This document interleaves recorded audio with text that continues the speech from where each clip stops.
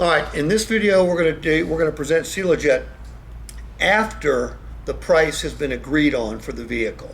Okay? So, Kevin, you got a great price on a $50,000 vehicle. It's actually a $53,000 vehicle, but you're only paying $50,000 for it. Pretty hefty investment though, correct? Yeah. Now, what you're not going to know for another, well, how long do you plan on keeping it? 5 years. Okay. What you're not going to know for 5 years is how much you really spent for this vehicle, because the automotive investment equation has got 3 variables to it. Number one is the price you're paying today. Congratulations, you're a winner. The next one is going to be your cost to own. All right? And from that, we're going to subtract resale or trade-in value. So 5 years from now, if you get $20,000 for this vehicle, well, you've actually invested $30,000, haven't you? Yeah. Okay? But if you get $25,000 for it, then you've only invested $25,000, right? Okay, now the key is, how do you get more for it when you trade or sell it? Well, that's going to depend on a couple different things. Number one is how you care for the vehicle. Okay? We want you to use it like you intend on using it. What we don't want to happen is you crash it and trash it. But if you use it like you intend on using it, the way it looks at the end of the period when you decide to trade or sell it is going to determine to a great deal how much that vehicle is worth. The number one thing people look at when they're buying a used vehicle, or a dealership looks at when they're taking a trade-in, is how does the paint look. The number two thing is how does the interior look. Okay? What are you selling Sealant for? We start on at 15. 1,500? Okay. I'm going to ask you not to spend.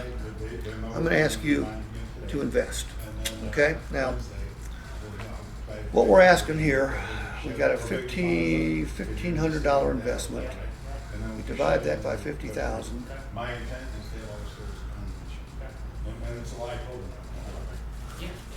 That's a stupidly low number right there. Yeah. Okay, 3% of the price of this vehicle, we're asking you to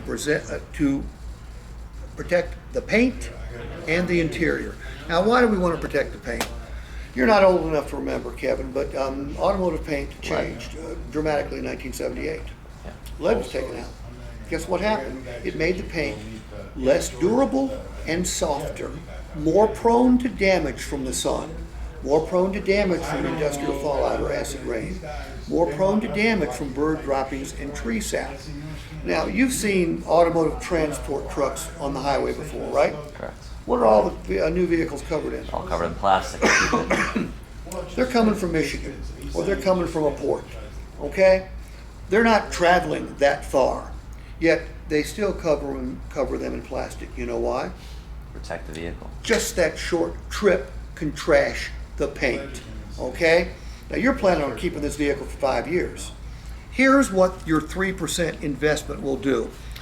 We hope you never have a claim. We hope your paint stays looking brand new for 5 years. But if it doesn't, someone else is going to pay to have that paint fixed. Loss of gloss, we'll take care of it. Industrial fallout, acid rain, water spots. What is industrial fallout?